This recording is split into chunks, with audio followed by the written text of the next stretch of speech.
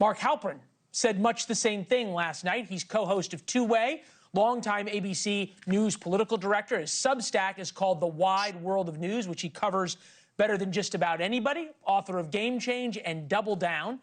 Both books are the reason I got into the political news business, so it's always an honor to talk to you. All right, you called RFK Jr. last night. What's coming down the pipe? Well, we've got 5 nominations now that in any other administration would be massive stories about the perils of Pauline and the political risk that the president-elect was taking.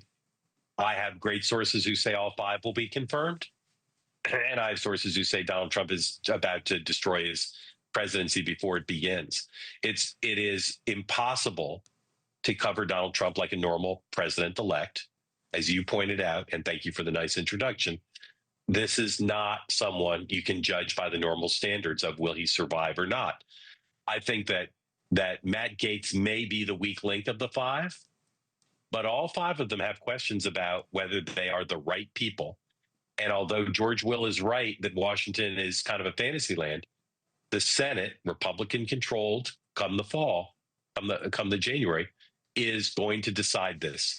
And that is an idiosyncratic body of 100 people, 53 Republicans, who are going to decide, will these people get the jobs Donald Trump wants them to have or not? And I can tell you, no one knows how this is going to end up. Yeah, I think that's a great point.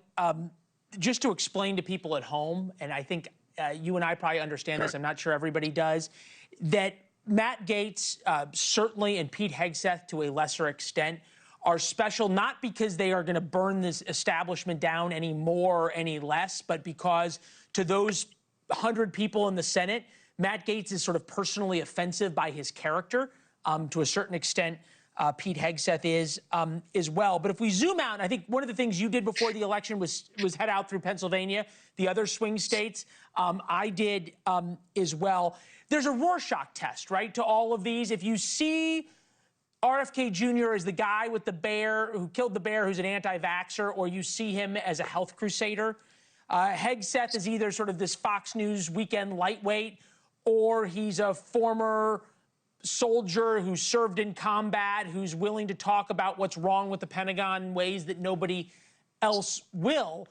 That's kind of the establishment versus the anti-establishment. It's not really left or right.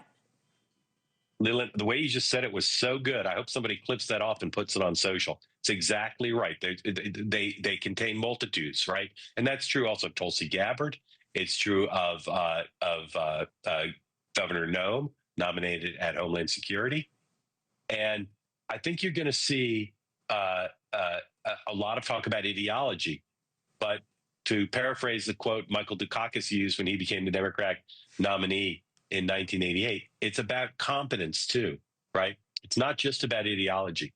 And part of the reservation that some Republicans have about Pete Hegseth and about Matt Gaetz is not about, or about Kristi Noem, or about Bobby Kennedy. It's not about, do they want too much fundamental change? Are they trying to shake things up? Although that's a concern too in some quarters. It's about, can this person run a building with 2 million employees?